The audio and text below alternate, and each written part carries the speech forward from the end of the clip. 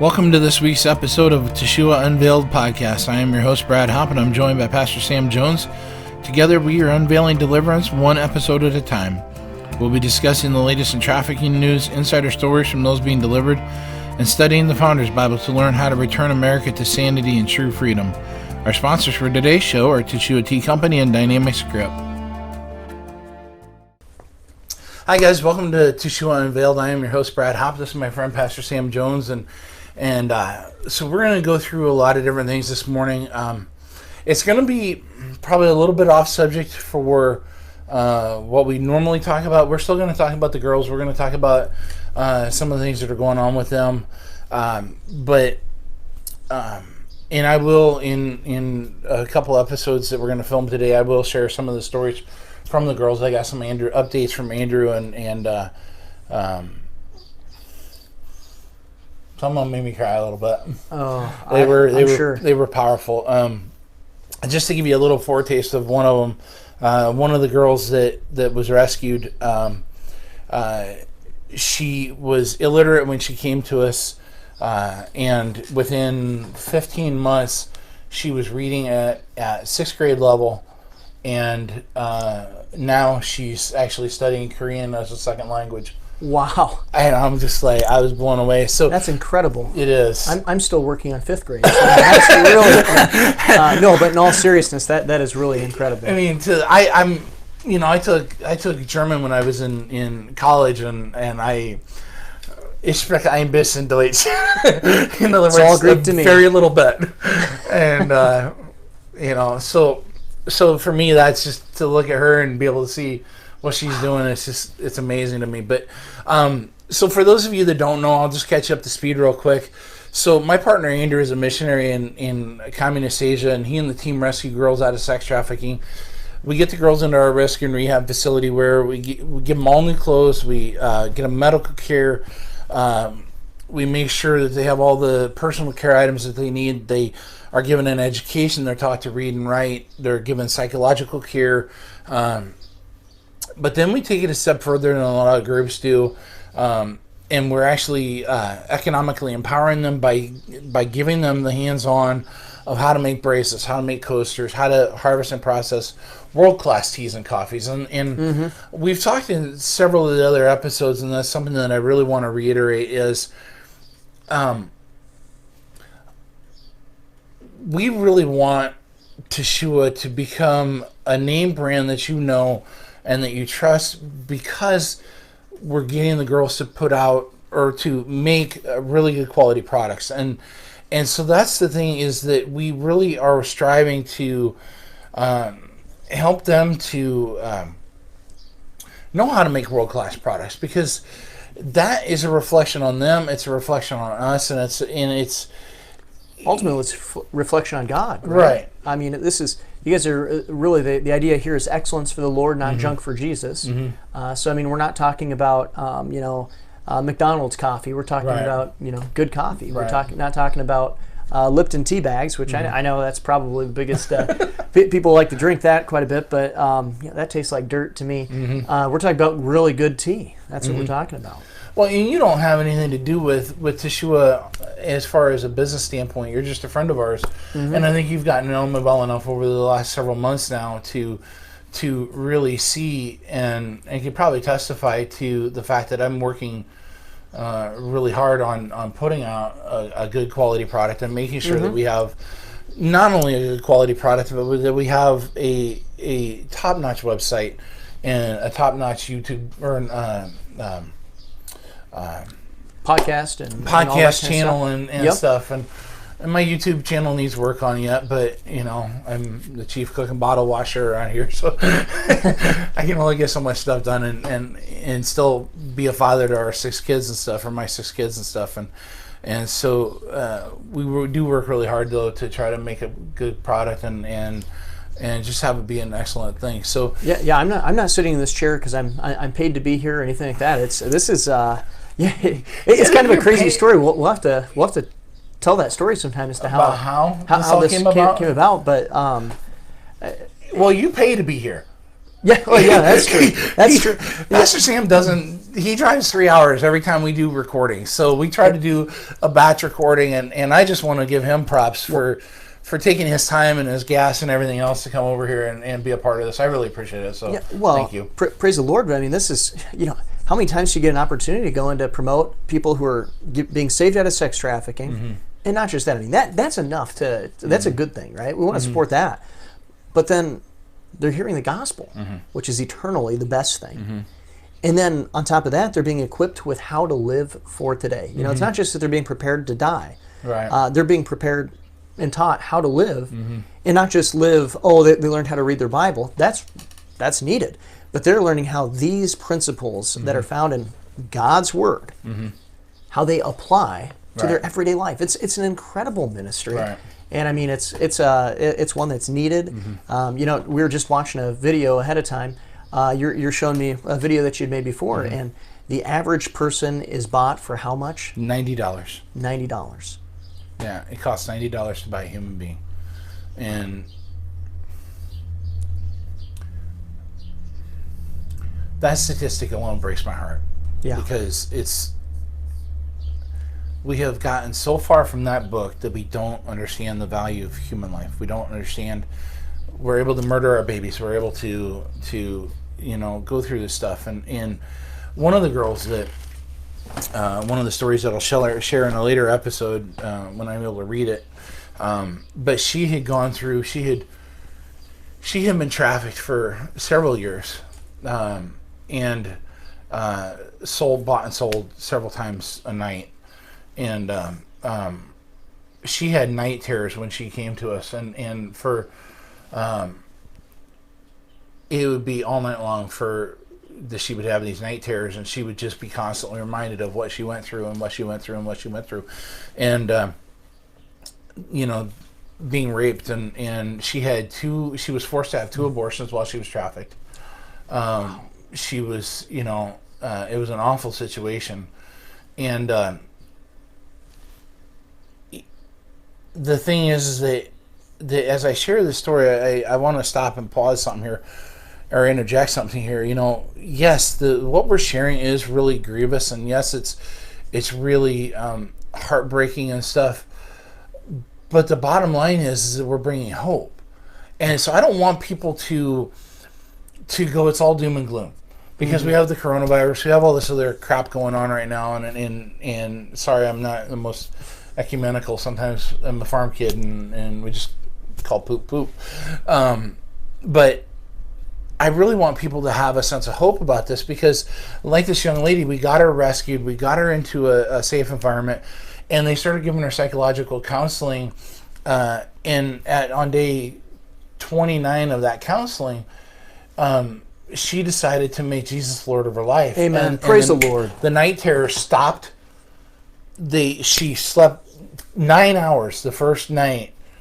It was the first time she had 9 hours of peaceful, quiet sleep in several years. Well, it all makes sense when we think about it in context of who Jesus Christ is. When he died on the cross, in Isaiah 53, it tells us he was the victim. But he didn't stay a victim. No. He became a victor. Yep. With an empty tomb. And we're not sitting here saying that Jesus came and died to save us from the bad things that happened to us, because that's not true. It's not true. He came to die for our sin. Right. But there are benefits with Jesus Christ. We serve a God that doesn't just want to go, okay, I do the bare minimum. He wants to give us life. Exceedingly abundantly above. That's right. Yeah. Absolutely. Yeah. Man, isn't that exciting? Yeah. And what a testimony. Oh, yeah. And, as you're talking about, he doesn't just do just barely enough, and he's not just here to save us from the bad things. Bad things are still going to happen. Absolutely. We've talked on previous episodes about my tractor accident, and I actually have on the bracelet. If this, I don't know if you can see it or not, but this chunk of metal is I believe, a socket that was in the fire. Really? I was wondering. I was seeing that when you were wearing it, and I was going, boy, that's the weirdest looking rock I've ever seen. That's what I was thinking. I think it's an aluminum socket that was in the fire that day. I think because on my tractor, you had the driver's seat and you had the steering wheel, and then up ahead, ahead of the steering wheel, you had the dash, and then behind the dash, on the top of the transmission, you had the I had a toolbox. It was just a metal box about yay big, and it was open top, and I'd throw my tools in there and stuff, and it was so you could go fix all the John Deere tractors, because it was I didn't have to use it very often for the farm all, but but anyway, so I would or have to fix something else that I broke, like mower or whatever I might have broken that day. I might be a little hard on equipment once in a while. We won't talk about that. My wife always tells me everything I buy has to be industrial strength. A side story. This is just a really funny story. We were at Bed Bath and Beyond one night, I think it was, and we were walking around, and they had this little hydroponic kitchen garden thing that you could do. It had this little tray on it, and you could put these little pods in it, and you could grow your herbs or spices for the kitchen, and have it right there. And it had a little lamp that was up above, LED lamp that was shaped the same as the bottom, and it had, I don't know, 10 or 12 different openings in it. And I just looked at it, and I just stood there, and I wasn't really, I was just pondering it for myself. I'm like, that just wouldn't do. It's not big enough. It's, if I'm gonna cook, I want to use a lot of different herbs and stuff. And so you got 4 of them. I should have, but I need a greenhouse for growing all the different medicinals and whatnot that I want and stuff. So, anyway, we were talking about the tractor. So I believe was a socket that rolled up under the hood as the tractor was upside down, and it melted in the intense heat of the fire. So the fire was at least 1,200 degrees. Wow. And so when I was, I found it several months later after I had gotten a new tractor and was taking the loader off my old tractor, and as I was taking the loader off the old tractor, I found this chunk of metal laying there on top of the transmission, and it had ridden all the way up out of the ditch and up into the field where they pulled it to, and yeah, it was still sitting there and stuff. So I made a bracelet out of it, and it's a pretty cool reminder that our God doesn't just do just the bare minimum. He does exceedingly abundantly above, and I'm not saying that every time we're always going to get the answer that we want. No, per se. No. And you and I have talked, and I haven't shared this with you yet, but sometimes the answers that we get are no. Mm-hmm. Because sometimes there's other things that we don't know about, like my wife's printing business. We were wanting to buy the whole franchise and stuff, and kept running into roadblocks, and I knew that our price was fair. I knew that we had well thought it out, and the company we were wanting to buy it from was wanting 3 times that much, and I'm like, you guys are on something. It's not worth that much. Right. And I knew the business, and I had done my research, and we had been we still are working for this company, but just in a different aspect as than being the owners of the franchise. But we worked on it and worked on it and worked on it and worked on it. And I read contracts and did numbers and I could be a lawyer now. But the answer was no.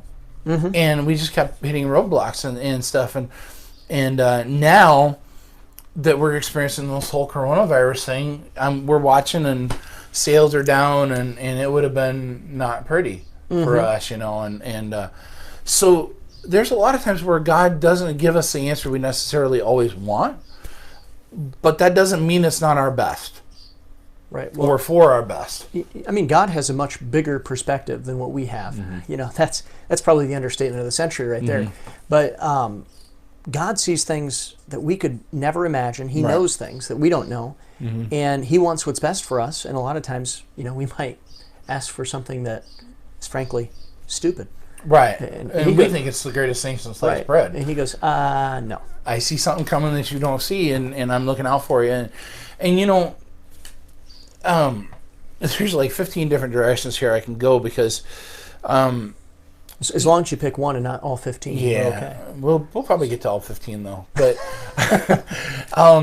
but like yesterday, I was watching this video, and we were talking about this beforehand before we started recording. How pastors are not able to get into, like here in Iowa, they've Pastor Kerry was announced, or it was announced to him yesterday that the hospitals here are not going to allow pastors to come in and pray for the sick, which I think is an absolute travesty, because if you need prayer, when is the time you're going to need prayer more than anything? When you're laying in the hospital dying. Yeah. You know, how many people have we seen that are on their deathbed and somebody catches them and snatches them out right at the last minute, and they become a Christian at the very last second, like the thief on the cross. I mean, we're looking at Easter this weekend, and today is Good Friday and stuff, and so, you know, the thief is hanging on the cross there, and he's getting ready to die. He's, you know, at first, one gospel records that they were both mocking Jesus, but then something happens, and one of the two that was mocking him stops and starts going, you know, I'm up a creek without a paddle here, and you deserve to be here, or I deserve to be here, but you don't. And he stops and starts reevaluating his life a little bit, and it's like, Jesus, remember me when you come into your kingdom. And at the last second, he gets snatched out of the fires of hell. And that's right.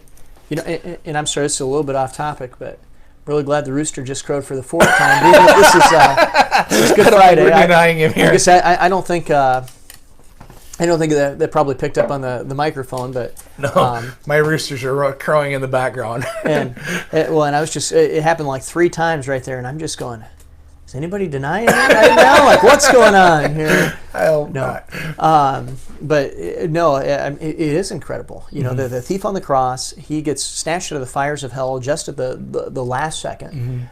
In the same way that we get saved, you know, he repented. He repented. He went and looked at Jesus and believed on Jesus, and it wasn't, we say believe on Jesus, we don't mean the intellectual act, we mean the moral act. That's what we mean, that does cause that change. Right. And it's an incredible thing that happens right there. And just, you know, we think about that. It's incredible, and like you said, then it's grievous too that pastors aren't allowed to go into hospitals. Or to hold service, you know, or they have to do it live stream, you know. Right. And before we hit down that rabbit trail, I do want to finish the story on this hospital. Anyway, so I was watching this video yesterday about this guy in Ireland, or he's telling the story. He had coronavirus, and he said every breath hurt, and he's going through this, and the pastors couldn't come into the hospital. Nobody could come visit him and stuff, but a cleaning guy at the hospital was a Christian, and God will or can make sure that somebody gets through. But this cleaner took the opportunity, he spoke the word, and he came up to the guy or he was cleaning past the guy's room and said, "Can I pray for you?" and stuff. And the guy was having an awful night. I mean, he was on death's door basically, and this cleaner prayed for him, and everything started turning around. And I think it was later that night or the next morning, I don't remember which, but he wanted a Coca-Cola, and he called them prawn crisp crackers or something like that. It must be an Irish food. It's not something I recognized. And but nobody could get it to him. I figured, being in Ireland, he'd want Lucky Charms. But, did you? I love Ireland, just so you know. So I mean, well, aren't you part Irish? Funny enough, I'm not. Really? Yeah, red hair and everything. You're not Irish? Gypsy. Oh yeah. That's right. I do remember that. But anyway, but I think my wife is part Irish, and my dog is an Irish Terrier. So. Oh, okay. Well, you're making up for it then. Yeah. So anyway, the next day, the guy in the hospital, he's praying he's like, God, I'm really craving these couple things. And the cleaner comes by and he goes, I brought you something.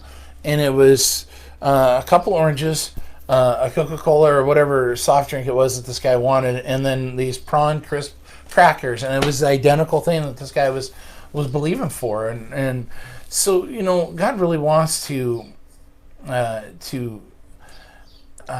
he wants to give his children bread and fish and not stones and snakes, And, I just think about that story, and I haven't seen that story. I might have to go and look it up here. I think I shared it on my Facebook yesterday. What an incredible thing, though. Nobody can come visit this man, but the cleaner is a Christian. Now understand something. God can work in that way, right? And he can go and last Sunday was Palm Sunday, and the Pharisees come up to Jesus and they say, get these disciples to quiet down. And Jesus' response was, if they're quiet, the stones will cry out. So, God could use the medical utensils to talk to people if he wanted to. Well, he made a donkey talk. Right. I take comfort in that every time I get up to preach. But I doubt that. but you look at that. God, his first choice in this isn't the cleaner. I can say that. God can still use that, but that doesn't give us an excuse to be disobedient or for our governments to be disobedient. Though he can work in that way, he does want to work through the pastors. That's why in James 5 it says, call the elders. That's what it's talking about there. But we can still take comfort that God doesn't abandon his children. Right. What an incredible thing. Right. And we're seeing a lot of violation of our constitutional rights, and we're seeing a large shaking in the church too, in the fact that a lot of church members and even some clergy, shamefully clergy, it's shameful for congregation members, but it's even, in my opinion, it's even more shameful for church leaders. Well, I think it's a majority of church leaders too in the United States, unfortunately. That are going to back down. Yeah, either totally backing down for the wrong reasons. There are some who have closed the church doors, I would say, for probably at least wise reasons. I think they have a case to make, and I don't want to question the wisdom that God has given them. Right. But, there's not very many churches that are open. Right. And, you were telling me that you have some former church members that moved down to Kansas City and that they're having a double of a time trying to find a church. Oh, yeah. Pun intended, actually. Yeah. Because it says satanic to shut down the churches. Everybody says, maybe I shouldn't go down that rabbit hole, but I'll go for it. I'm okay. A few weeks ago, when this whole coronavirus thing came out, there were a few pastors, and God gave me, I would say, the wisdom to be amongst this crowd, who started sounding off the alarm. Saying, hey, the coronavirus is real. It's something that can kill people. This is bad, but there's something much more nefarious going on, and that is our constitutional rights being taken, and specifically seeing what's going to be hammered is the church. And everybody throws it in your face after that. Not everybody, but it felt like everybody thrown in your face. Oh, you don't know what you're talking about. This isn't about that. All churches being shut down, so it's equality. This isn't hitting your religious liberty. By the way, that's called equality of religious tyranny, not equality of religious liberty. Right. If they're shutting down everybody, that doesn't make it better. But then there are also things like you just want to kill people. You're a murderer. I had somebody tell me, you should be charged with first-degree murder for keeping your church doors open. I'm like, well, okay, but look, now everybody's looking out and they're starting to see, wait, why are 25 cops showing up? Yeah, I saw a video last night of a guy in Mississippi. Yep, Greenville, Mississippi. 25 cars that looked like maybe more police cars in the parking lot before church started. He was guilty until proven he was innocent. And of course, they did have church service, so people could say, well, they're having church service anyway. Yeah, but there's due process in America. Well, and they got the congregation members got fined $500 apiece. Yeah, and threatened with jail. I can't wait for that lawsuit to come in and the state of Mississippi it's going to be glorious. And lose. I honestly, you know what? I want to say this very clearly. I have a lot of friends on the police force. If you asked me to name more than 5 that I could rattle off, or if you asked me to name, I could rattle off easily more than 5, 6, 8, 10 guys that I know on the police force. So I love law enforcement officers. Absolutely. I love law enforcement officers that uphold the Constitution, though. Well, when law enforcement becomes a tyranny to violation of the Constitution and they fail to uphold their constitutional oath to defend and protect the Constitution, the badge just becomes a piece of tin. Because it has no legal background and it has no authority whatsoever. Right. Just a quick story, because people think I'm this wild, crazy rebel. I drive like a grandma. Okay, I get told that all the time. It's always late. No, getting over here. Well, I get going and I realize, oh yeah, that sign says 65. That's how fast I can go. And I think my speedometer's like a mile an hour slow or something because everybody's passing me. Even the 90-year-old grandmas. But on Black Friday, when that comes around, I love to go out and just, number one, people watch. It's so fun. But the second thing I love to do is to go to the stores, and because they always have, the big stores, they have cops there. And I love to just thank them for their service. And anytime I see a cop, I thank them for their service because I love police officers. But like you said, they're only real police officers when they're upholding the Constitution. Right. Because that is the law of the land. Well, and I don't know if you saw an update this morning about that Greenville, Mississippi case, because I haven't looked at any news today, so okay. I definitely haven't seen it. It's posted this morning that he went outside and he started preaching outside of his church building a Maundy, Thursday service and started preaching Romans 13. And the cops were literally blocking his driveway so the congregation members couldn't get in. Wow. And so he starts preaching Romans 13 to them and basically declaring into the atmosphere, no, you're operating a tyranny, and no, we won't stand for it.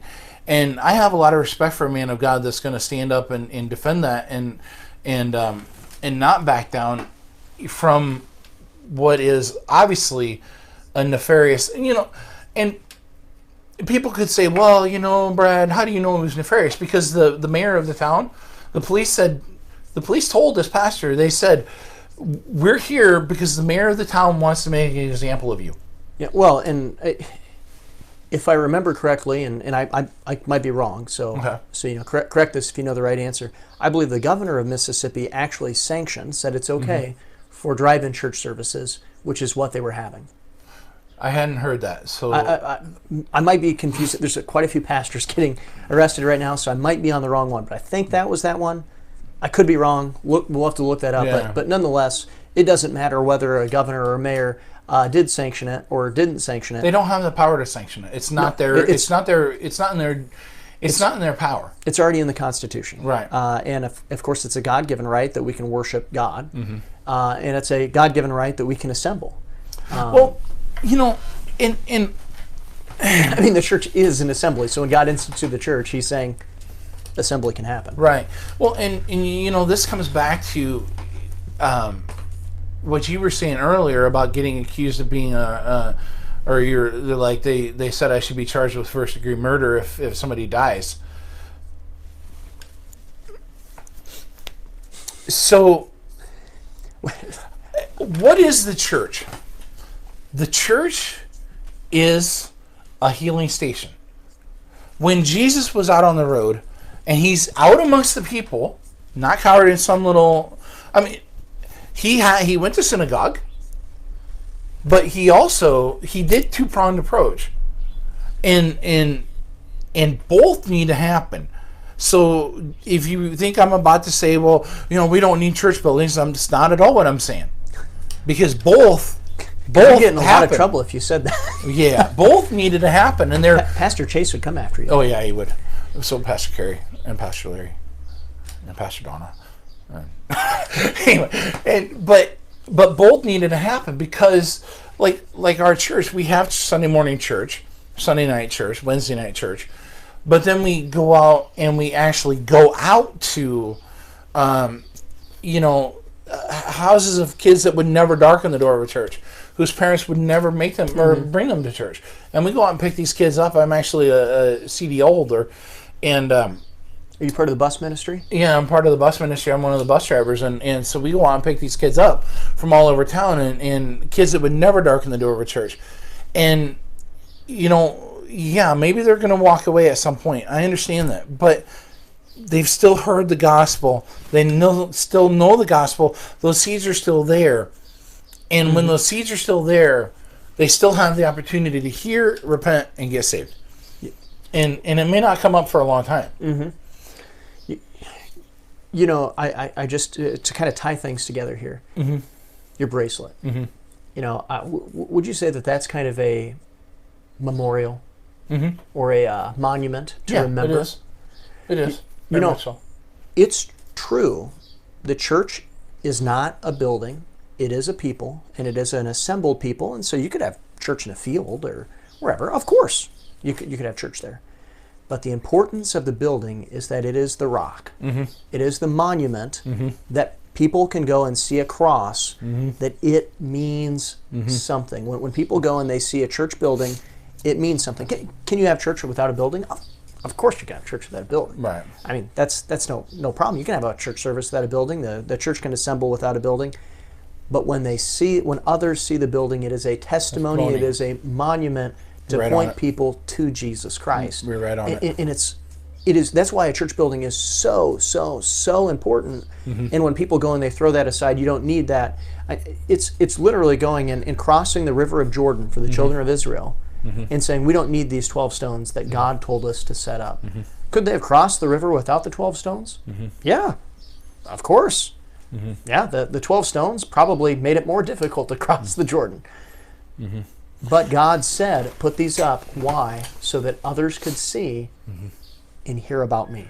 Well, and everybody, and I have friends of mine that we have bickered back and forth in a nice way, but we've had discussions, and they're like, well, we just have house churches. Okay. First of all, tell me, does that house blend in with every other building on the street?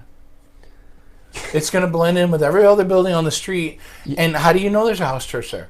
Now it's kind of funny here. I've got some friends. They don't do house church, so this isn't an example of that. But you said, does that house blend in with every other house in the building? Literally all year round, they have Christmas lights up that they put in the word Jesus right on top of there, and they light it up every single night. I'm going to tell you, if you do that for your house church, okay, well, I guess you put your money where your mouth is. But I've never seen a house church or anything like that actually does something like that. And that's, and like I said, my friends who do that, it's not a house church. They do it because they love Jesus Christ. That's why they do it. Right. Could you do a house church? Sure. But I don't think it's going to stay It's a house church. It's not the best. And when I don't think it's going to stay a house church. Right. They're all in one room in a house together, Acts chapter 1. It was 120 people. Okay, it's not what we're thinking of when we're saying that. It's a totally different kind of a thing. It wasn't 5 people of one family having an autonomous relationship away from all authority because they are shaking their fist at authority. It was something totally different in the New Testament. Well, and how long did they stay? 120 people. Not very long. I think. Well, it wasn't 24 hours. Yeah, they went to 3,000 then. So you can't have 3,000 people in a house, first of all. But going back to this, people say that'd be one big house if you did. It'd be cool. But people want to say, church buildings aren't important. And I say to that, really, then let's go back and look at the Wilderness Tabernacle. God was so detailed. We're reading through that earlier this year, and That was the thing that struck me was, I want this to be this color. I want that to be that color. Put this ornament on this. Oh, but God doesn't care about physical things. God cares deeply about physical things. Of course he cares more about our souls. But that doesn't mean God doesn't care. And that's the thing. It's not an either or. Right. That's a false dichotomy. It is. And you think about the temple is such a picture of our relationship with God. So let's go back to the Old Testament, the wilderness and the tabernacle, and we'll fast forward to the tabernacle or the Solomon's temple, and we'll fast forward to to all of the. I'm trying to remember. There's a second temple too, right? Yeah, Ezra. Yeah, because they rebuilt the temple under Ezra. Okay, so you look at the tabernacle in the wilderness. God was very specific and very detail oriented. I want this kind of animal skin. I want a badger skin here. I want this kind of skin here. I want this color. I want that color. I want this pomegranate here. I want this done here. I want that done here. He had very detailed, very specific things. But then when they started building the actual temple, he didn't say, well, it's up to you now. He gave David very detailed plans, even on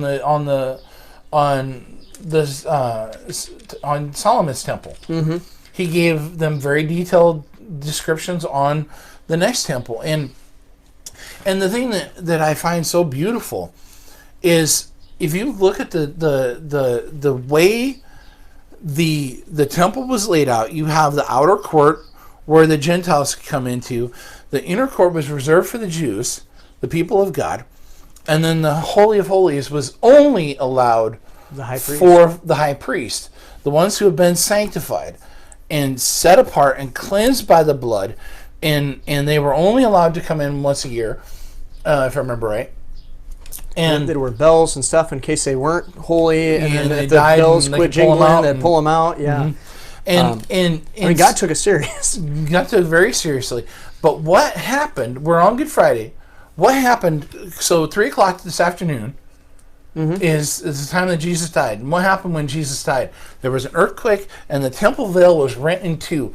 That temple veil was not a little thin veil. Well, in fact, from what I understand here, the way that it was weaved together, it would have been impossible to be rent from the way that it was. And it was very thick. It was not. It was not thin. It was very thick, and it took a lot of weight. I mean, we're talking Chuck Norris couldn't have done this, right? And this thing went.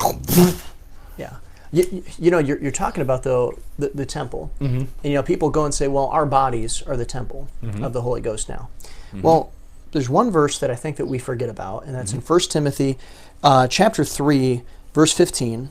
Now I'm going to go ahead and read the whole verse. The first part of the verse isn't necessarily pertaining to the context, but it says, but in case I am delayed, this is Paul writing to Timothy, I write so that you will know how you ought to conduct yourself in the household of God, which is the church of the living God, the pillar and support of the truth. It is the house of God, the household or the house of God. It is where God dwells. And what is that? It's the church. Now, of course, the Holy Spirit dwells in us. He dwells in his household, though, is when we assemble together. It is that church, that assembly. And it is the pillar and ground of the truth. Now, we need to have a standard under which we assemble under. There is an agreement, and there is a physical identification with it. If God didn't care about physical things, then Jesus Christ wouldn't have been the icon of God, the image of God, is what it talks about in Colossians. He wouldn't have put on flesh. He wouldn't have done that. He could have come and used a spiritual body or something like that to make a sacrifice, but instead he used a physical body. Well, and talking about this is really interesting because I hadn't thought about this thought before. So you're reading about the standard and the pillar, and he says, when the enemy comes in like a flood, I will raise up a standard against him. A standard is not, we have the English translation, but a standard is... We're talking about like a flag. It's a flagpole. Yeah. But you think about what the Jews had when they were in the wilderness, they had a standard that each tribe was positioned around the temple. Everything circulated around the temple. and they all had their standard that they were to camp under. So the tabernacle at that time, yeah. Well, but they also had a flight that they were camping under. Yeah. So you said circle around the temple. The tribes were all circled around the temple, but each tribe had their own flag that they then camped under. And so they knew, that's where I go, that's where I belong, that's where I'm a part of, that's where my people are. Yeah. God's not dumb. I know that sounds crazy. But he's not dumb, and so he uses physical identifiers in order for us to have these. Now, some people, of course, they take it too far. We don't want to go and bash on any type of people or anything like that. That's not the purpose of this podcast. Right. There's plenty of other podcasts that I've been involved in that do those kind of things. But there are certain people that they start to worship the images, maybe like a statue of Mary or like an image of the Virgin Mary or something like that. That's not what we're talking about. That's overdoing something right there. But God does use physical standards and physical imagery for his purpose, because he realizes that we're often visual beings. This has been a really stimulating conversation, but something else that's pretty stimulating? Yeah, cold brew coffee. How's that for a smooth transition? It was good. The first drink I took, I was like, whoa, because for some, drinking out of a mason kind of jar like this, which that's what we use at home. Yeah, well, it was from my niece's wedding. They did these glasses and they had the hearts on them, and we love them. But I always drink iced tea out of one like this. Okay. At home, like with the handle and everything. Have one just like it, not with the heart. But right. But I took a drink. I'm like, oh, it's gonna be iced tea. Whoa, that's cold brew coffee. I forgot. But man, that is so flavorful. That is good coffee. Oh. Is this something that people could get? Oh yeah, this is actually our medium roast, if I remember right. I have like 4 bags of coffee. That's a medium roast? I think so. Wow. Yeah, I have. Okay. I'm not much of a coffee guy. I'm a tea guy. But when I drink coffee, I generally drink dark roast because I like to taste the coffee. Okay. Light roast, I'm kind of like, I can't taste it, And see, I would beg that you probably have not had good coffee, really good, really fresh roasted coffee. Yeah, well, that's probably the case. So, but normally I get dark roast for this reason. And so you're telling me that's medium roast. I'm talking, man, that hits all kinds of tones and flavors. Wow, that's good stuff. One of the things that the Thai coffee is really interesting anyway, because a lot of people have said to me they're surprised how creamy it is and smooth and not bitter, and they're like, I have friends of mine, I'm like, okay, guys, you're supposed to drink it more than just on Friday nights, okay? Please, drink more of it. So you order more. but they reserve it for their Friday night family gatherings, and they're like, it's so good, we just want to save it. I'm like, no, I have more. I'll make more. I'll roast more.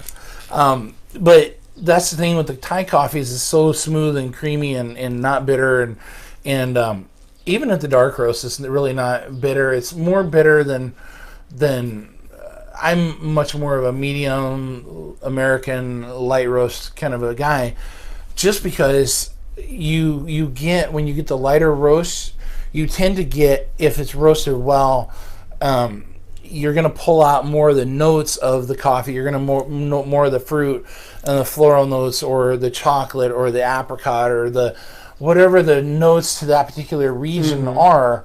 You're going to note more of them and stuff. And I had a Rwandan here.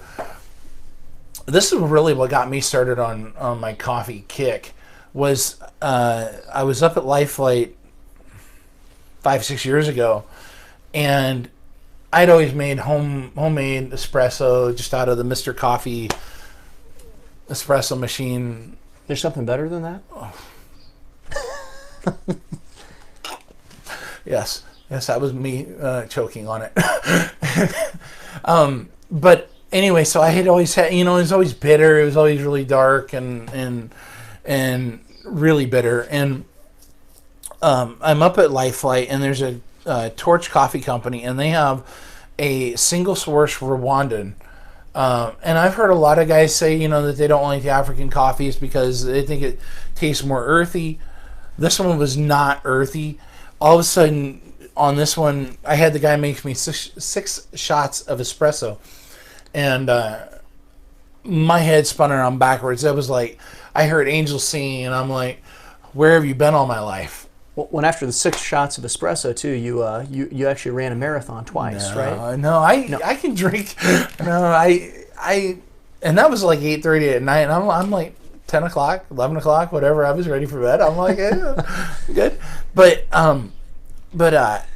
you started noticing all the floral notes and the fruit notes, and it was like, it wasn't bitter. It was creamy. It had this just smooth tone to it, and it was like, man, this is what real coffee, kind of like you with tea. This is what real tea or real coffee is supposed to taste like. It's not supposed to be bitter. There's a reason I call Charbucks. I won't say their real name, but they burn their coffee a little bit. Every time I go into a store, I used to deliver fire trucks, and every time you go in and you see their automatic espresso machine, you see all the black beans, and I'm like, that's like half a step away from fire hazard. Excuse me. I can't remember. It was just recently. I had somebody.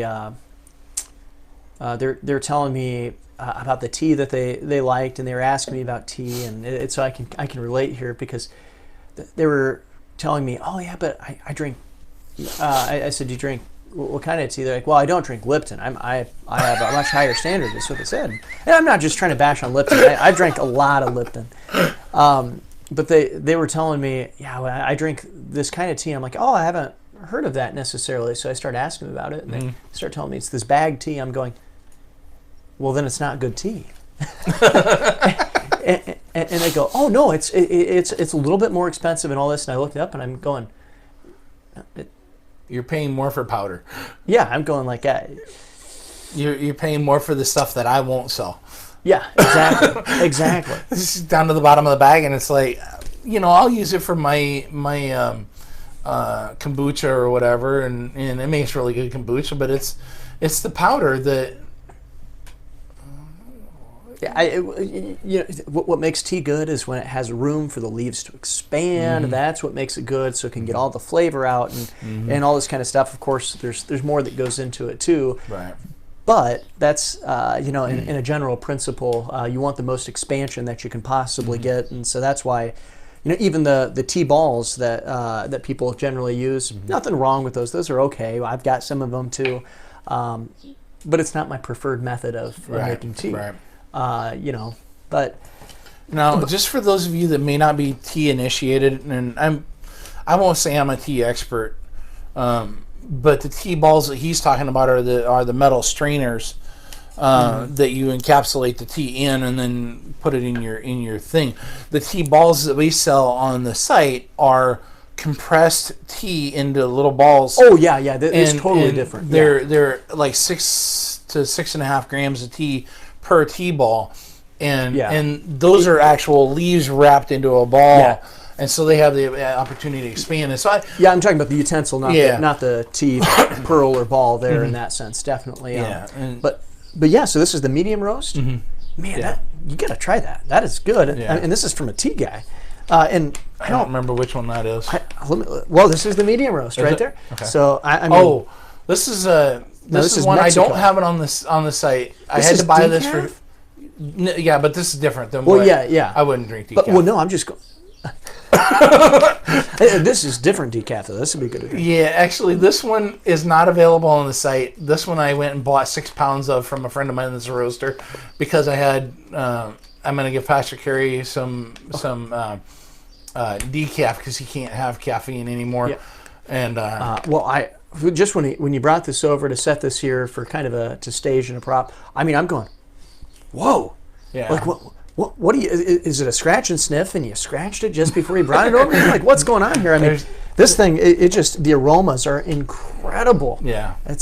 Coffee always smells good. Yeah. But there's a little air vent in here, and it's just, You haven't had real coffee until you've had fresh roasted coffee. Well, if you don't like to drink coffee, if you don't like to drink tea, I know some people who are like that. They only drink Diet Mountain Dew or something like that. Get one of these, put it in your car. It'll make the best air freshener you've ever had. That's and you're supporting a good cause, right? And and I want to kind of segue here a little bit. There's a two-pronged approach here with Teshuah, and I really need people to understand this because we have the donation side, and that all goes straight to the rescue mission. It all goes straight to that, but the side where we're selling the products, I'm just thinking if I want to share all of this or not, but I will. Andrew and I have been sitting down and we've been talking while he's been back here in the States for a few weeks and stuff, and we've gone through and we're talking about the sales and we're talking about all this different stuff, and what people don't realize is I always say that 50% of the profits go back to the rescue mission, and we're still working to get to that stage where the business is making a profit. Right now we're at a stage where it's covering its bills. In fact, I'm actually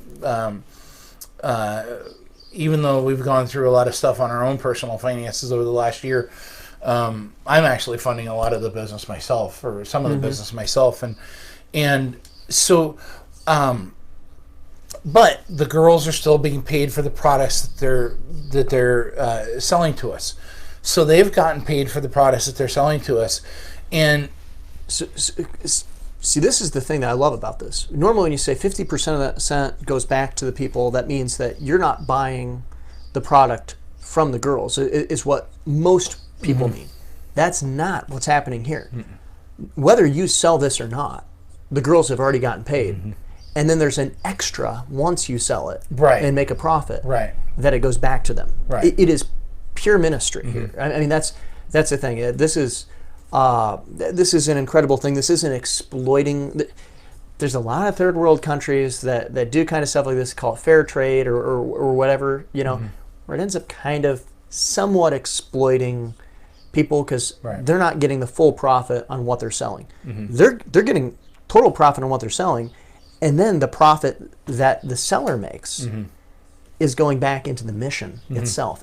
It's an incredible model. Sorry to jump in there. It just blows my mind when I think about it. And what people don't realize too is that I've actually worked for free for over a year now, completely free, and I spend a lot of hours out here. Because this is my passion. I'm not asking for sympathy. I'm not asking for anything. That's not my point in saying all this. I'm just saying that I want people to understand that my heart, my goal, and and you've gotten to know me well enough, I think, over the last few months to know that this is not just this is a passion for me, and this is something that whether I ever make any money on it or not is irregardless. I don't. Yes, I need to be able to support my family. If that means I have to go back to driving fire trucks, which I am looking at doing, then that's what I do. But my goal is to economically empower these girls, to economically empower the people that Judd Saul's working with in Nigeria, to be able to work with and economically empower other believers around the world, because I know the days that we live in, and I know that the times and the seasons that we're living in, it's amazing to me because the scripture says in the last days men will be lovers themselves. And I posted a comment on a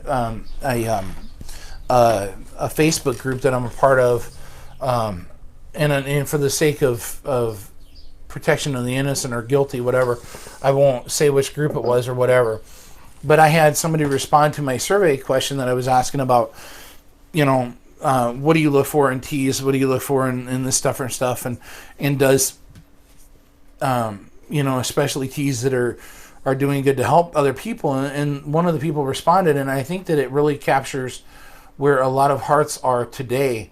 He's like, I really don't care if it helps somebody else. I just want good quality tea. I really don't, if it helps somebody else, then that's okay, but I really don't care.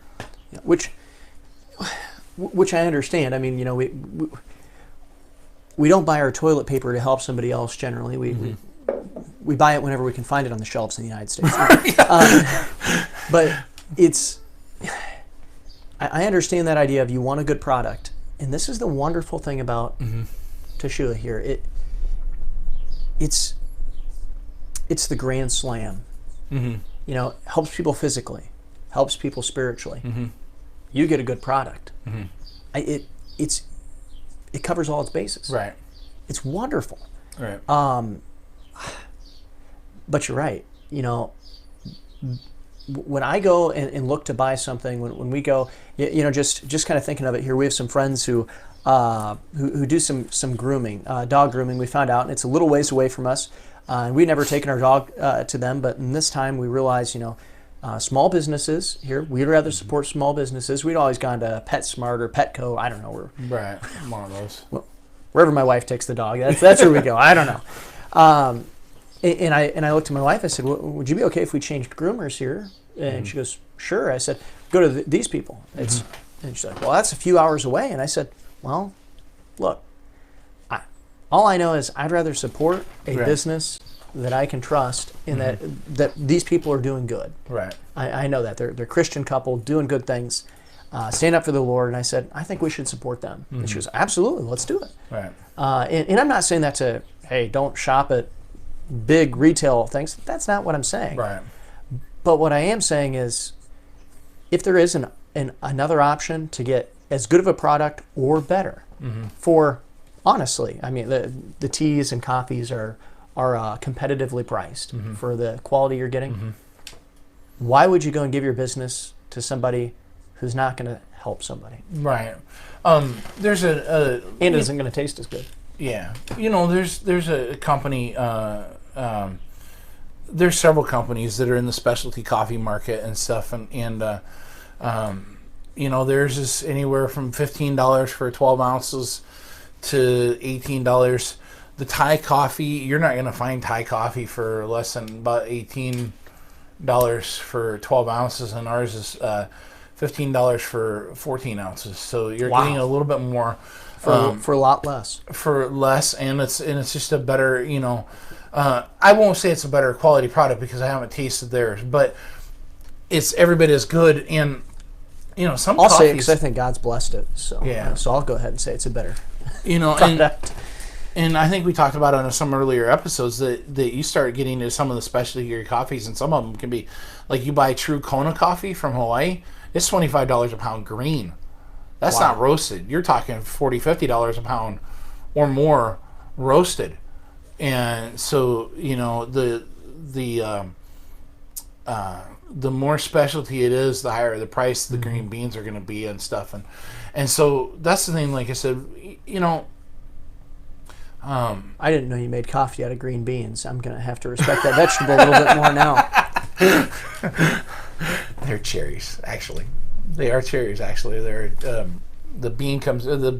They call it the bean, but it's really the pit of this certain type of a coffee cherry, and so learn something new every day. Yeah, I have learned way more than I should have about coffee, but that's the thing, is I want people to understand that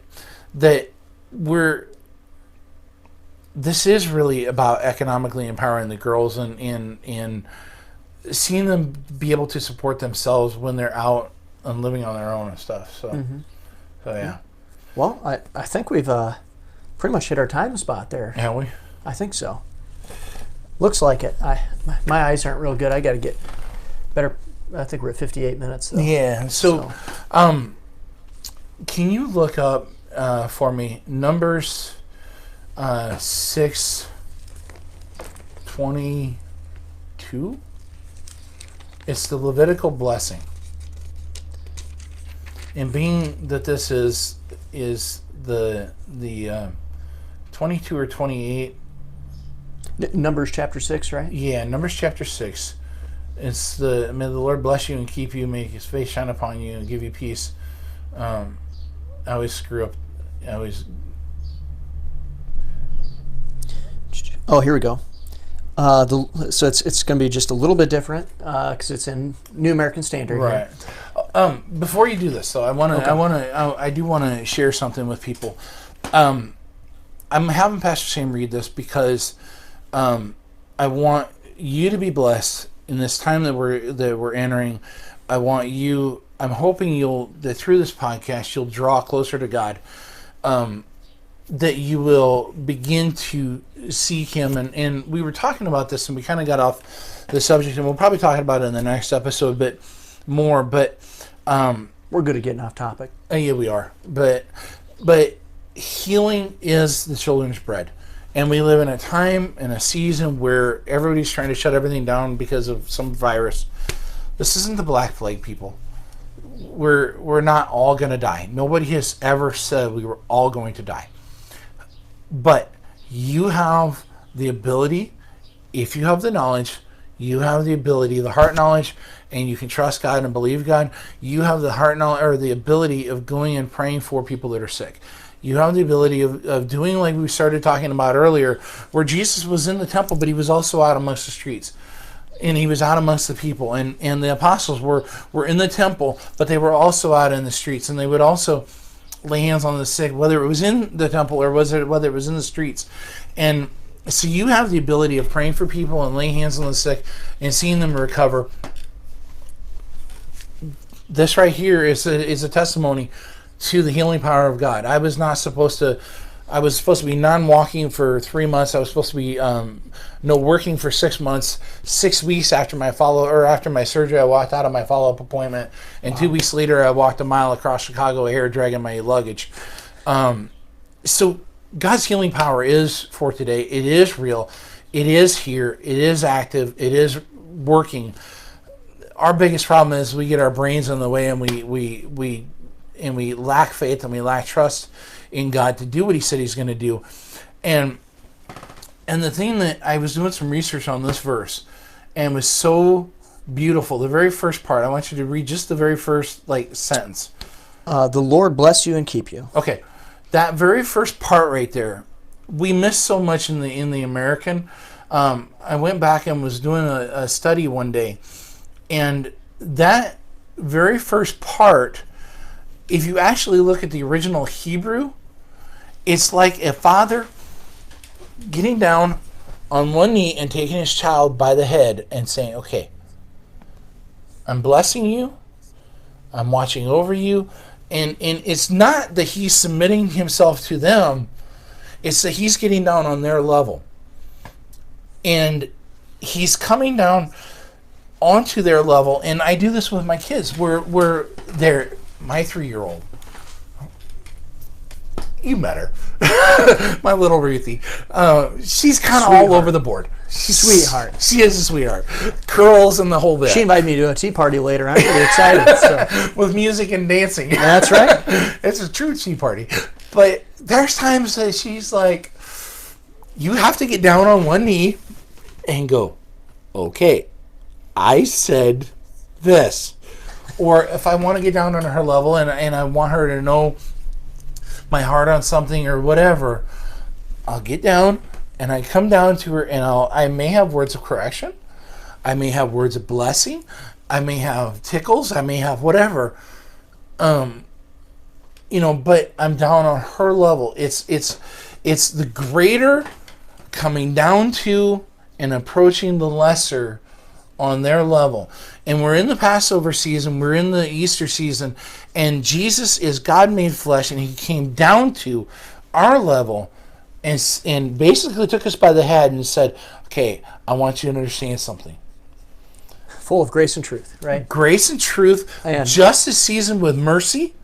And it's, Jesus came down. I love this. Mm-hmm. He humbled Himself, mm-hmm. and that humility that it's talking about there, it's not in the sense of putting Himself, like you said, under man. That's not the idea. But He did come in the likeness of man, mm-hmm. And as a servant even. He served us. He bowed down and washed the disciples' feet. What an incredible thing. Mm-hmm. But it is that idea of He came down to bring a message, to seek and to save that which was lost. And Luke 19:10, and it gets down on our level to say, I'm the Messiah. Yep. I'm the Savior. Yep. And I'll get down on my knees when I'm washing the kids in the tub, or washing their feet because they stepped in something or whatever. On a farm? On a farm. And there might be some side benefits to having cow pies or cows, and It might be the cure to coronavirus for all we know. But the point is I get down on their level to wash them, and I want to talk about this in the next episode because we started talking about it, but there's so much more richness to, and it ties into the girls. It ties into what they've been through and the absolute perversion of the holy that they've gone through is the perverted of the holy. And I want to talk about the holy. I want to talk about the temple design. I want to talk about there's a reason that the temple was designed the way it was. There's a reason that the scriptures talk about how Christ is a picture, or that marriage is a picture of Christ and his church. There's a reason that the family unit is a picture of God's relationship to us, and we're going to talk about that in the next episode. But I really want Pastor Sam to read this, and so I wanted you to have a picture. That's what we were doing, right? Yeah, and I really wanted you to have a picture of the first part, because when you understand the first part, the whole of it makes such a beautiful picture of the blessing that God wants to bestow if we'll be willing and obedient. The Lord bless you and keep you. The Lord make his face shine on you and be gracious to you. The Lord lift up his countenance on you and give you peace. So they shall invoke my name on the sons of Israel, and I then will bless them. Amen. Well, folks, thank you for joining us today. I hope you enjoyed the podcast. I got to do it. Like and subscribe, however they do that. Anyway, hopefully you'll join us again. Have a great day. See ya. Today's show has been brought to you by Teshuah Tea Company and Dynamic Script. You've been listening to Teshuah Unveiled on the Unresolved Podcast Network.